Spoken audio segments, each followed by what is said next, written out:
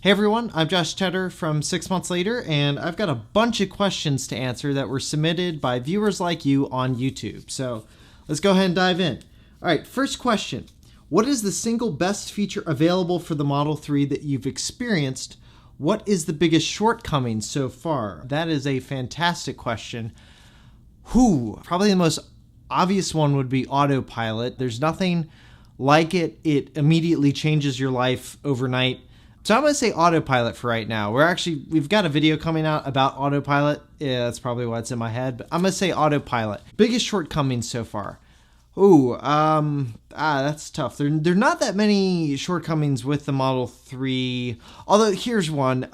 The front glass of the windshield fogs up actually quite a bit in the winter, and I have a hard time keeping that clean. All right, is the new Xbox One worth buying? I don't play that many video games. Like I'm a PlayStation guy myself, I guess. I mean, I have a PlayStation, but I really only use it to play Battlefield with my brother. That's how we catch up, is, shooting people online. Is the new Xbox worth buying? I think that it's worth buying if obviously you're an Xbox fan, you think the specs on it are good, you think the price is good. I think gaming is really going to be interesting in the next few years because you're not only going to have the consoles, but you're going to have competing services like Google Stadia and Microsoft. I think there's this called xCloud. I can't remember what it's called, but they're going to have a service like that too. I would imagine Microsoft is actually going to be pretty competitive, and Microsoft in general will be very competitive in this space because they're going to be able to leverage Azure and the Microsoft Cloud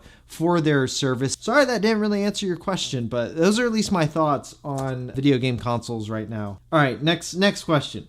Should I switch to Alexa? I'm assuming you're asking that because we have a lot of Google videos on this channel. Hold on, let me mute Alexa. I don't actually use my Amazon Echo all that much. Should you switch to Alexa? I mean, it really depends on if you find that.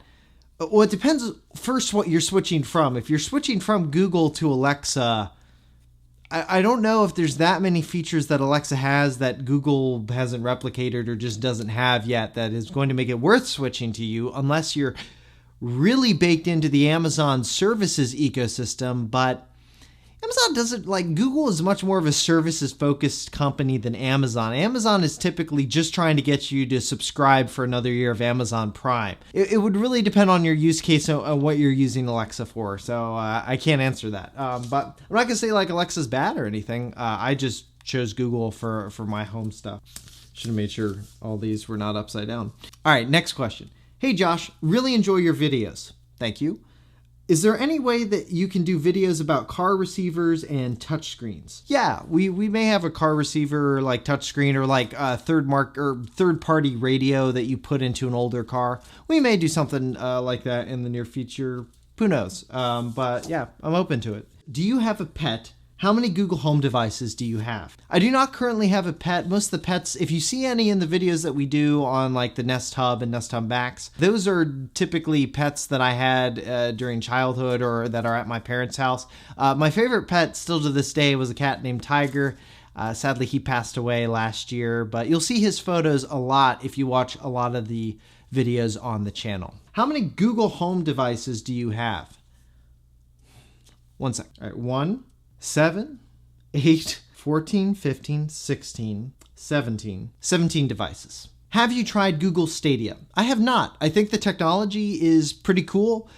I'm just not that much of a gamer. I play basically 2 games. Battlefield 5 and City Skylines. I play both of them pretty religiously. More on City Skylines. I like the world builder, creative type games where I like build cities and do really complex systems and things. I've got like 2,000 hours on City Skylines. It's ridiculous how much I play that game. So, are you single?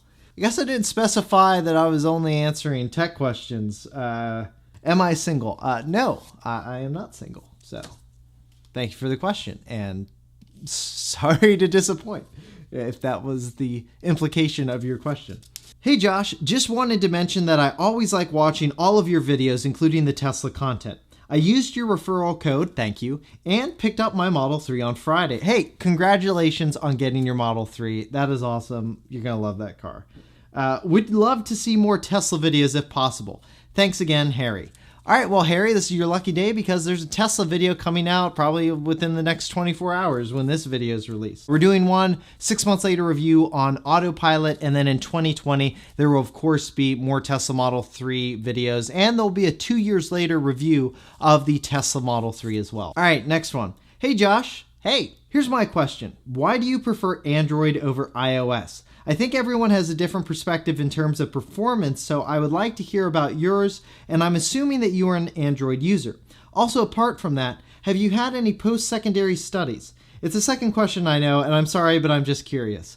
No worries, I'm not going to penalize you for a second question or anything. When Google sent me the 2 Pixels I've got right now, Android just felt so different from what I was used to on iOS that was enticing enough within itself to switch, but there are also certain things on Android that I just like better than iOS. Number 1, the Google Assistant. Way smarter than Siri. I mean, the Google Assistant is that gateway technology that got me into Android, which I know for some of you longtime Android users is going to sound weird, but I was so used to talking to the Google Assistant on all my Google Assistant devices, I was very annoyed that you can get the Google Assistant on your iPhone, but it is not available hands-free. Also, Smart Lock is another thing I really like and wish iOS had. So, for example, when is this useful? If I'm in the car and my phone connects to the car's Bluetooth, it will stay unlocked. Or if it's connected to my Pixel Buds, it'll stay unlocked. You can use Smart Lock on like any Bluetooth accessory and say, while connected to this Bluetooth accessory, stay unlocked. I also like notifications better on Android. That's a really good question. Oh, and right, you had a second question in your question here. I went to college at NC State University and got a degree in marketing with a minor in film studies. So if you see any parallels to this YouTube channel, there you go. All right, well, that's all the questions. This is the first time we've done me answering your just general questions or predominantly tech questions. So let me know if you liked this video. If you did, hit that thumbs up button below and subscribe to the channel to see more reviews from us, tech videos, and of course, let us know if you want to do more Ask Josh videos. For 6 months later, I am Josh Tedder. Thanks for watching.